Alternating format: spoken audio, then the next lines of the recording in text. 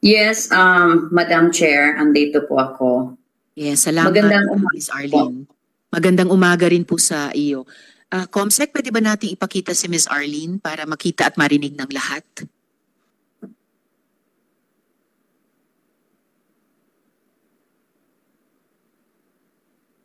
Oo.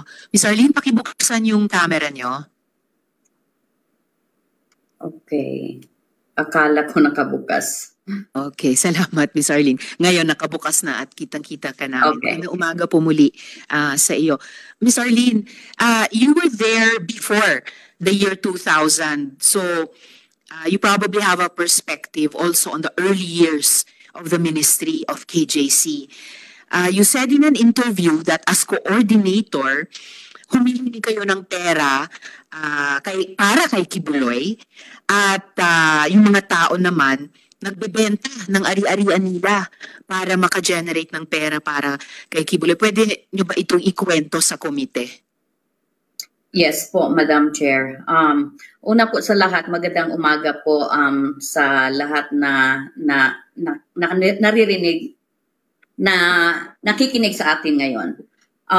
Yes, 1991 po ako na naging member ni Kibuloy.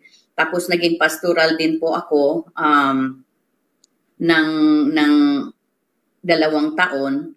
Tapos So yung karanasan ni Miss Amanda, karanasan nyo rin ng 2 taon? Hindi ko po naranasan yung sexually abused doon as pastoral. Kasi sabi po, katulad ng sabi ni alias Amanda, 2 uri po yung pastoral. Okay. So nasa inner circle lang po ako. Wala po ako sa inner of the innermost. Okay. So yun po ang experience ko. Taga linis ng kwarto niya, taga laban ng mga gamit niya, taga masahe ng kanyang mga spiritual wives o yung mga administrator na tawag. Tapos naging ano din po ako, nagtitinda din po ako at the age of 15 years old, 16 years old. Traffic po kami along Mindanao area all the way to Manila. So ito po, ano ko na lang to, parang summary na lang itong gagawin ko. And then after noon, ginawa ko akong isang coordinator sa isang province sa Mindanao. Before 2000 po yun, 1999, sa Osamis po. Noong 1999 po, approaching yung 2000, ang sinabi po sa amin ni Kibuloy na glorification na yung 2000. At lahat po ng mga members ay kailangang ihikayat namin na ibigay yung kanilang mga ari-arian, ibenta yung kanilang mga properties at lumipat na sa Davao. Kasi yun po yung millennial service na tinatawag namin. So as coordinator po, ako po ay lubos na naniniwala sa ginagawa ko na tama nung time na yun. Ako po ay naniniwala nung time na yun na si Kibuloy ay pinadala talaga ng Diyos. At lahat ng kanyang sinasabi ay dapat ko pong sundin. So yun po, sinunod ko po yung sinabi niya. Kinumbinsi ko po yung mga members doon na ibinta yung kanilang mga ari-arian, yung may mga ari-arian po, at ibigay po doon sa Central, sa Davao. Pero yung iba po na walang mga ari-arian, ay kailangan po nilang mangutang sa turko, sa 5-6 para may maibigay po. Kasi meron po kaming mga goals. May mga quota po ang bawat provinces at bawat isa. Yung quota po namin ay dinidivide po namin yan sa mga members. So, kaya pinipiga po namin yung mga members as coordinator na maibigay nila. Kasi kung hindi po nila maibigay, kami po ang mapaparusahan as leader. Tapos yung mga member po, pag hindi po nila maibigay din yon, meron din pong parusa sa kanila. Magiging disfellowship sila o kaya matatanggal po ang membership nila sa paglilingkod. So yun po ang nangyari hanggang lumabas po ako after nung millennial service kasi nakita ko po hindi po nangyari yung pinangako ni Kibuloy na magre-reign na si Jesus Christ at magkaroon na ng second coming.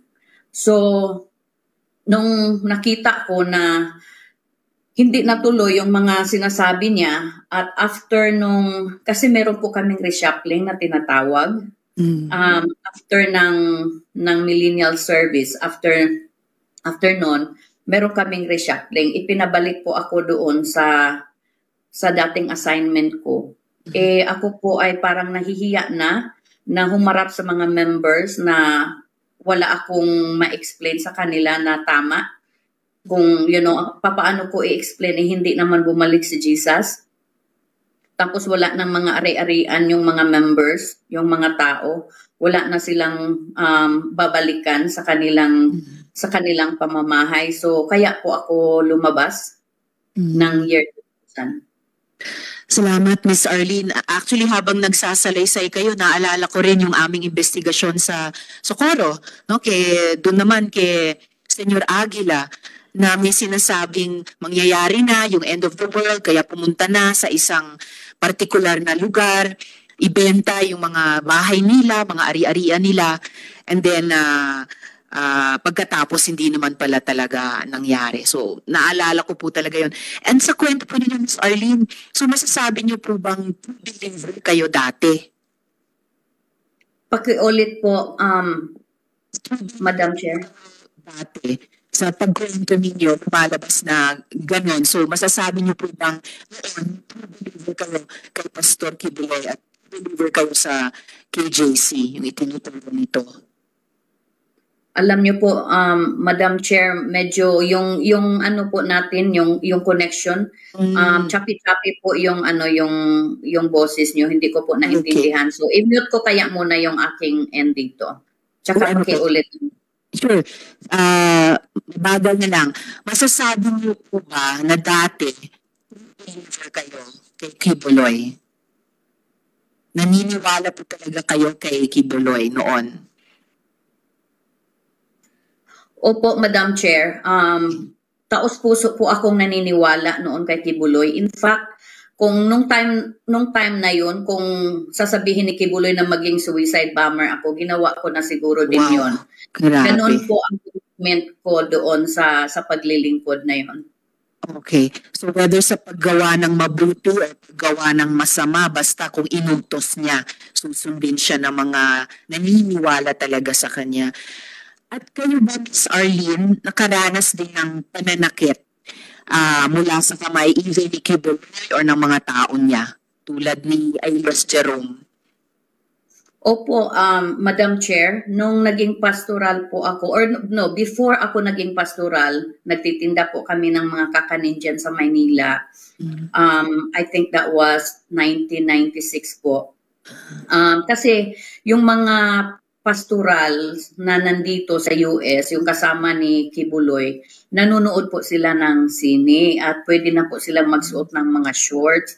Kasi nung time po yun, before ng 1996, bawal po kaming magsuot ng shorts at bawal talaga manood ng sine.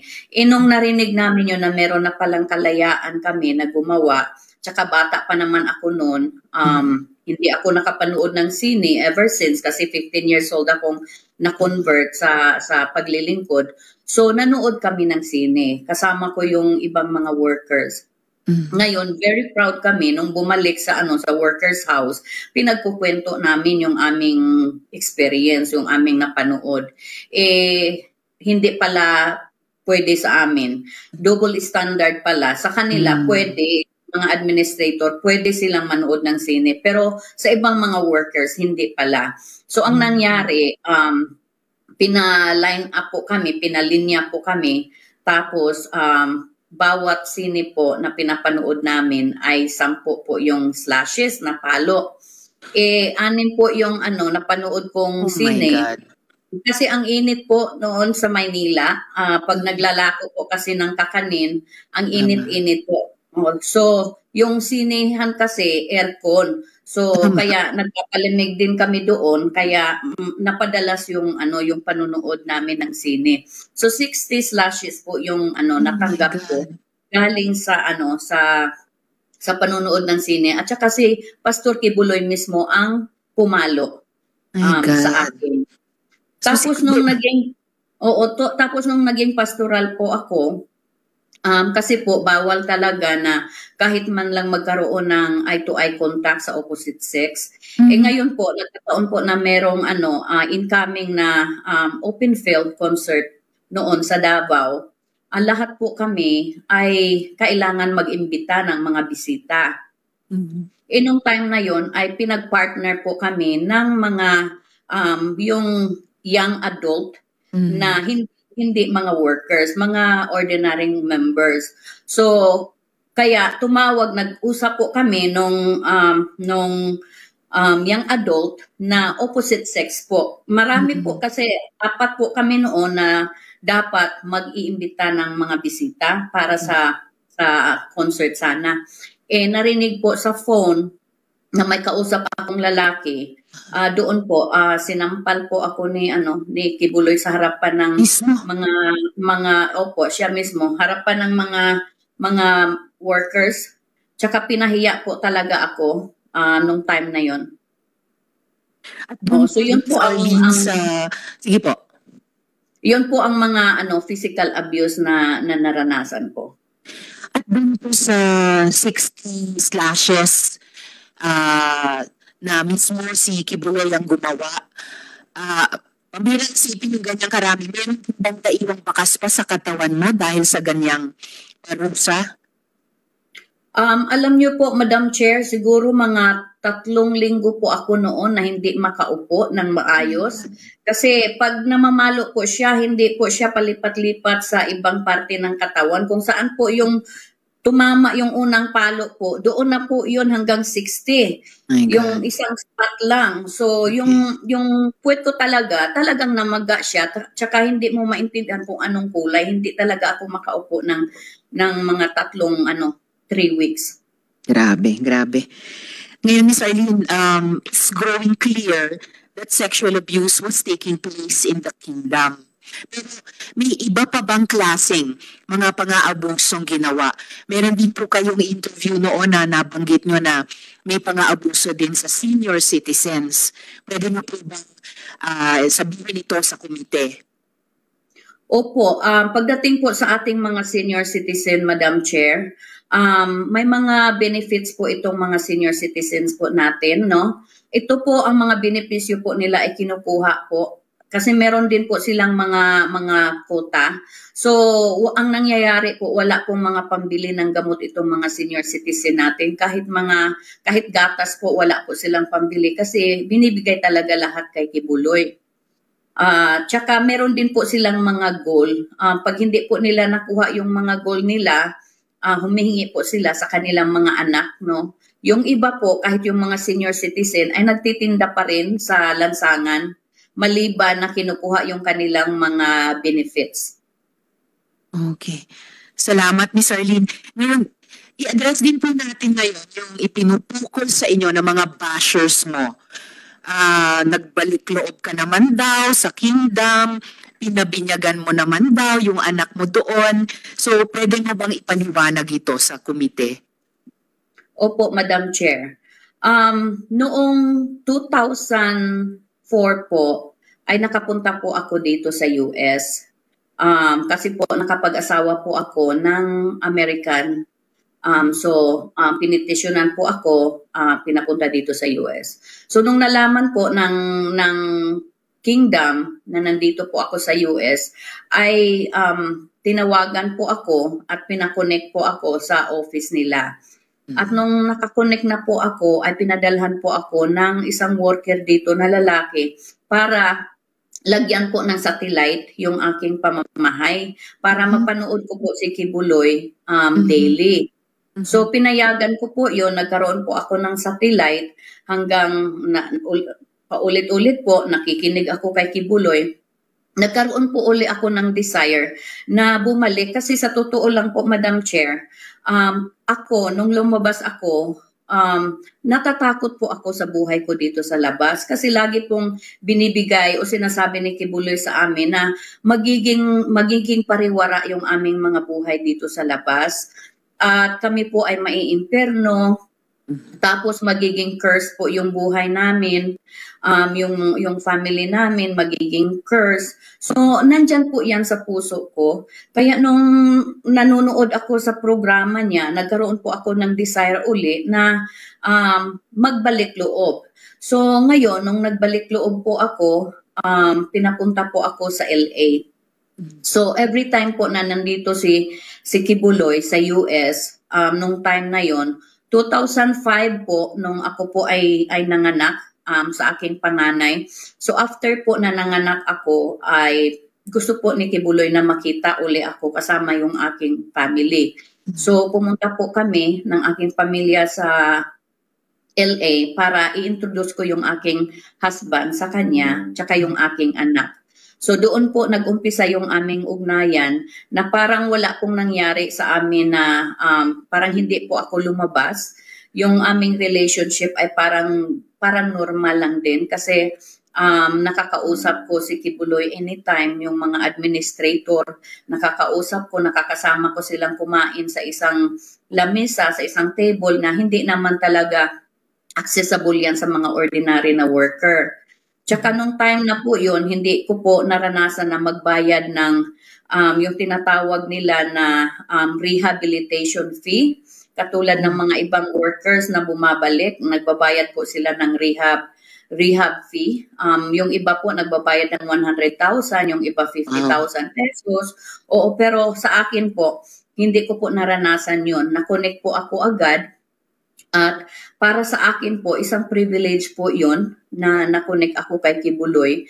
Kaya pinabaptize ko po yung aking panganay na anak. At nung nandoon na po ako sa loob, nakakonek na po ako, pinadala po ako sa, pag pumunta po si Kibuloy sa Canada, pinapapunta din po ako. So parang sunod-sunuran na rin ako noon. Tapos pinapunta ako ng Davao, kasama yung aking family, pinatira kami doon sa Tamayong. Pero nung time po na pinapunta ako ng Philippines, nag-stay po ako sa workers house diyan sa Maynila, sa mansion. Meron pong mga workers na lalaki na pinagpintura po nila doon sa tower, na wala pong mga safety gears. Ang nangyari po, nahulog po yung mga lalaki at namatay po on the spot. So nakita ko po yun. Tapos, hindi ko po maintindihan kasi ang sabi po ng mga nandoon na mga pinahintulutan daw yun ng Panginoon kasi may mga diablo sila. Kasi yung mga lalaking workers na yun ay may mga kasalanan daw kaya sila nandoon. Hindi po sila pinakain, pinafasting po sila, walang kain, walang tubig, tapos ang init-init po, sila po ay nagpipintura, walang safety gear, kaya nahulog po sila. So nung time na yon, meron na pong mga question mark sa isipan ko. Tapos pinapunta po ako sa Davao, maganda naman po yung treatment ni Kibuloy sa akin, sa pamilya ko. Meron kaming sariling sasakyan provided by him, drivers saka bodyguard. So parang nagkaroon po ako ng utang na loob ba nung time na yun, but at the same time po hindi ko po pwedeng na ipikit yung aking mga mata na tsaka parang mag-deaf and mute na lang ako. Kasi sa mga nakikita ko nung pagbalik ko, na na-confirm pala, nung pag-alis ko una, akala ko ako yung may mali. Akala ko ako yung may problema. Kasi makikurse yung buhay ko sa labas. Kaya nung bumalik ako, parang na-confirm na hindi pala ako ang may problema. Sila pala talaga ang may problema kasi talagang hindi makatao yung mga ginagawa, yung mga practices nila doon. So yun po ang dahilan. At pagkatapos po, natanim ulit ng mga tanong sa isip mo, lalo na nakita niyo yung nangyari sa mga manggagawa dun sa tower. Ano yung dahilan ng final na pag-iwalag mo? May nadinig po ako tungkol sa nanay mo na may sakit. Pwede niyo po bang i-elaborate iyan? Opo, nung ano po, 2011, 2010 po, nanganak po ako ng aking second child, yung aking lalaki, October po. Ngayon, yung nanay ko, pinitisyonan ko po yung nanay ko para makapunta dito sa US. So na-approve po yung petition niya, nakarating po si nanay dito ng November. Active pa po ako noon, lahat po ng sahod ko ay binibigay ko po doon sa gawain kasi meron po kaming goals, no? So nung nandito na po si nanay, November po, May, after that, few months lang, nagkasakit po si nanay. Meron pong tawag nito, tumubo sa ulo niya kasi nawalan po ng pakiramdam yung kalahati ng katawan niya. Tapos dinalag ko po siya sa emergency room. Ang findings po noon, meron siyang tumor, brain tumor. So kailangan po siyang i-biopsy. Nung na-biopsy po, it was good news kasi hindi pala cancerous, kundi siya, yung demyelination disease. So na-under treatment po yung nanay ko nung time na yon, tsaka yung baby ko, siguro mga 6 months pa lang yun. Inaalagaan ko sila at ako po ay nagtatrabaho pa rin. So ang nangyari, para magampanan ko yung responsibility ko sa nanay ko na nasa ospital, tapos yung anak ko nasa bahay, so hindi na regular yung pagtatrabaho ko. So hindi ko na po naibibigay yung aking goals. Quota. O yung aking quotas. Pero sa kanila po, wala po silang pakialam kung ano man ang pinagdaanan ko. Sa kanila, ibigay ko yung quota. Ang sabi po nila sa akin, kasalanan ko daw na nagkasakit si nanay kasi nga iniwanan ko daw yung aking paglilingkod. So doon po ako na sobrang nasaktan. Tapos isa pa po noon, meron po silang pinadala dito na mga workers, no, na para mag-solicit sa namin, sa estate namin. Itong mga workers po na pinadala nila dito, wala pong mga credentials upang makapag-rent ng sasakyan. So ngayon po, as pastoral nung time na yun, nung kasama ko si Kibuloy, hindi naman nagbago yung relationship namin mula nung bumalik ako, no? Sinabi po nila sa akin na kasi ako, worker ako, kailangan gampanan ko yung aking gawain. So ibig po sabihin noon na ako po ang humanap ng paraan para magkaroon po ng sasakyan yung kanyang 6 na mga workers na pinatira sa bahay ko. Opo. So ngayon po, sinabi ko po yun sa aking asawa na magre-rent ako ng sasakyan for them. Ayaw po ng asawa ko kasi po yung asawa ko puti. Hindi po sila basta-basta naniniwala sa mga suggestion, no? Ngayon, sinabi ko po doon sa sa administrator namin sa LA na ayaw ng asawa ko, sabi po na kailangan sundin ang kalooban ng ama sa pamamagitan ni Kibuloy, sa pamamagitan ng anak. So to make the long story short po, sinuway ko po ang aking asawa at ako po ay nag-rent ng sasakyan para sa mga workers. So ginamit po nila yung sasakyan. Nag-travel po sila dito sa Minnesota. After po nilang masaturate yung Minnesota sa kanilang pagsusulisit at pumunta po sila ng Chicago gamit yung sasakyan. Ang buhay po kasi ng workers, hindi po sila natutulog ng maayos. So sa gabi po nagbibiyahe sila kasi sa araw po lumilikom sila ng pera. So bumiyahe po sila sa gabi from Chicago to Minnesota. Na-aksidente po sila sa daan. Yung sasakyan po, nung na-aksidente, na total po yun, 18,000 po yung charge kasi wala naman po si Arlene Stone doon. So sa aking responsibility po yun. Ngayon, nung sinabi po yun sa alam naman ng mga ng mga administrator kung ano ang nangyari. Ang sabi po sa akin, share ko na yon sa gawain ng ama. So ibig sabihin, i-shoulder ko yung damages nung sasakyan. So binayaran ko po 'yon, yung utang nila. So nagpatong-patong na po yung mga abuses pa Issues. na sabi ko enough is enough. Yeah. So yun po yung dahilan na talagang pinadalhan nila ako ng tawag nito, disconnection notice memo nung pinadala po sa akin through email. Maraming salamat, Ms. Arlene. And a quick question following up on Ms. Arlene's testimony, again to Mr. Wood. Ms. Arlene said that Kibuloy makes his followers solicit or beg in the U.S. Does this also happen in your town, in your city? Yes. Okay. I've encountered many, well, 4 or 5 people who were Filipinos soliciting for previous causes. When I asked them about Kibuloy, they drew a strange blank and got away from me as quickly as they could. So thank you. They're instructed to solicit, but also not to attach any accountability to Kibuloy. And until now, this is still going on, Mr. Wood? Yes, it happened in December was the latest time. So just a month ago. Thank you very much. Okay.